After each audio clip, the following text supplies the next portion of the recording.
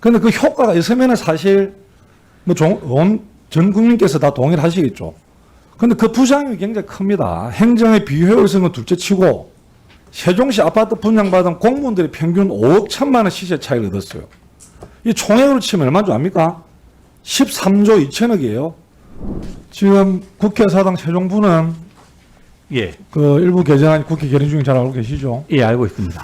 그 본 의원도 국토균형발전 차원 그리고 또 이런 여러 가지 그런 법률안의 취지에 깊이 공감하는 바고 또 동의한다는 전제를 가지고 지금 우려되는 몇 가지에 대해서 질의 좀 드리도록 하겠습니다. 예. 먼저 그 2004년도 헌법재판소 위헌 결정의 내용을 잘 알고 계시죠? 예.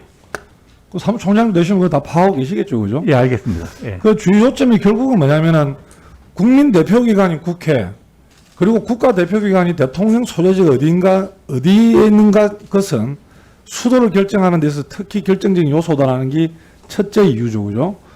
둘째가 뭐냐면은 간섭 헌법의 모든 요건을 갖추고 있는 서울이 수도인 사실이 단순한 사실 명제가 아니고 헌법적 효력을 가진 불문의 헌법 규범이라는 것도 알고 계시죠? 총장님 알고 빨리 답변해 주세요. 알고 계시죠, 내용은?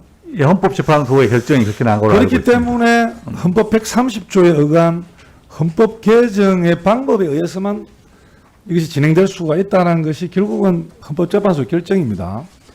그렇기 때문에 이 위헌 결정 그리고 지금 진행되고 있는 세종시 부능국회의사당 설치가 헌법과의 충돌에 대한 우려가 존재하는 것도 사실입니다. 여기에 대한 우리 사무총장님 대책이나 생각이 있으신지요? 이와 관련해서는 지금 세 분의 의원님들께서 입법 발의를 하고 있는데 방금 우리 존경하는 의원님이 지적한 대로 유연성을 피하기 위해서 본청을 이전하겠다 하는 안은 없고요. 사실은 일부 상임위원이나 상임위가 이전하는 안들이 나와 있습니다. 예, 총장님. 예, 이 지금 사실 세종시에 보면은 이제 행정부 또 정부 기능 일부만 지금 세종시로 이전돼 있죠, 그죠?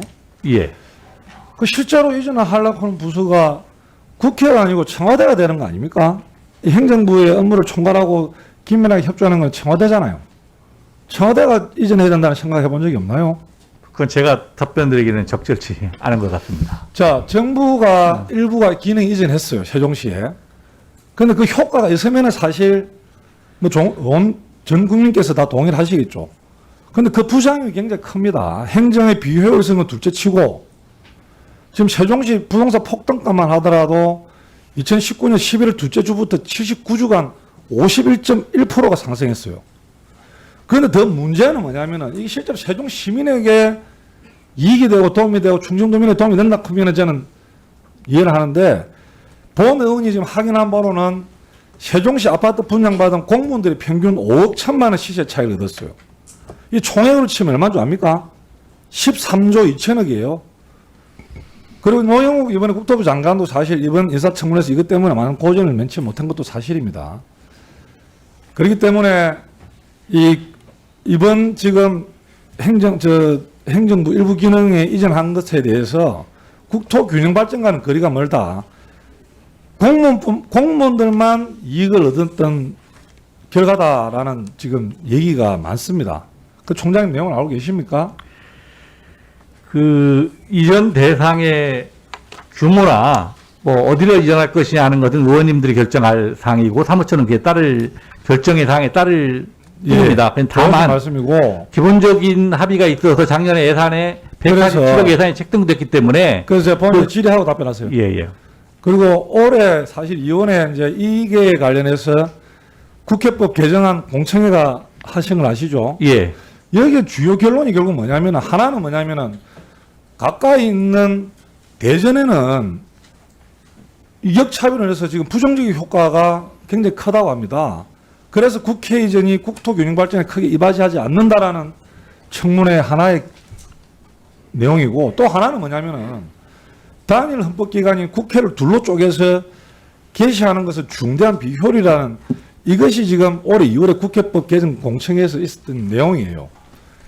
그래서 이것이 지금 국토균형발전 또 국가의 100년 대계를 위해서 필요하다면 저는 진행이 돼야 된다고 생각하는데 실제로 헌법재판소 결정처럼 이 국민의 동의를 얻은 후 개헌을 한 이후에 완전한 행정 수도 이전 계획 기반으로 구축해서 세종시의 국회 일부 불원이 아니라 이 정부뿐만 아니라 대법원 청와대까지도 전부 이전하는 게 저는 보는 뭐 그 결정은 의원님들이 해줄 사항이시라고 보고요. 작년에 예산이 147억이 이전 비용으로 책정됐기 때문에 저는 그 부분에 대해서는 국회의원님들의 상당 부분 공감이 이루어진 게 아닌가 하는 판단이 들고요. 사무처는 그에 따라서 후속 조치를 어떻게 할 것이냐 하는 걸 준비하는 것이지 저희가 거기에 대해서 대상 규모라든가 그게 옳다 그러다 하는 것을 저희가 말씀드린 것은 적절치 않은 것 같습니다. 꼭 어느 거를 내가 지휘한 것이 아니고 방금 이제 보는 지휘했던 것은 그 완전한 행정수도 이전 계획을 기반으로 한 부분이 필요하지 않느냐라는 측면에서 지휘를 드렸습니다.